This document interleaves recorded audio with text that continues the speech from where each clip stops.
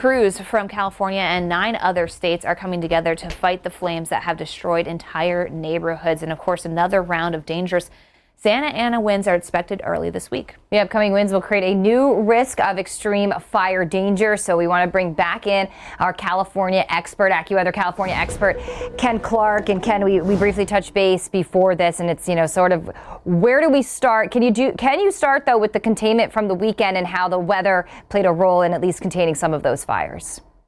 Well, there's a lot of good news from the weekend. We were able to get air assets up all weekend long. They were fighting day and night, putting water down, putting fire retardant down.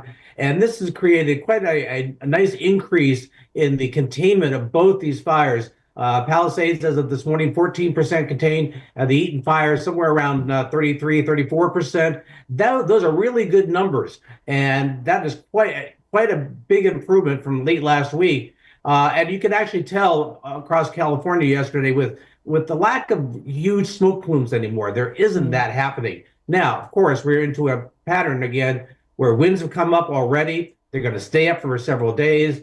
There might be times at which the air assets won't be able to fly here again.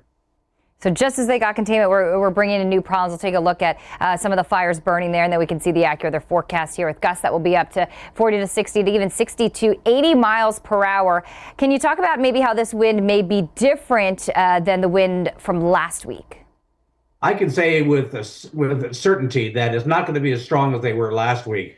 The overall pattern isn't the same in the way of how strong the winds were in the upper parts of the atmosphere, and that really helped drive the 80 to 100 mile per hour winds we had last Tuesday. The winds in the upper parts of the atmosphere, let's say 5,000 feet over top of Southern California, probably aren't going to exceed 40 or 50 miles per hour. So that's going to be a help in some respects. However, this is going to be another long event of winds offshore like this. The Santa Ana places are going to see winds right on through Wednesday. And while there will be some ebbs and flows in these speeds, really dangerous winds will continue with the very dry conditions for another 48 to 72 hours. Yeah, and I think you hit that. It doesn't take much. While the wind may not be as powerful, it doesn't take much, especially in these conditions, for those fires to spread. And let's kind of set the stage here of, looking ahead here.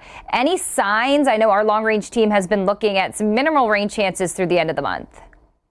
Really, that's the case. I don't see any significant rain or any important rain, or maybe even any measurable rain through at least the end of the month, or probably a little longer than that. Our long-range models are very, very insistent upon that. And of course, that means dry conditions will remain probably for another 2, 3, maybe even 4 weeks across that area. You have to put this in historical perspective here. The amount of rain that's fallen since October 1st in Southern California is in the top 1 or 2 driest periods from October 1st to current that's ever been recorded.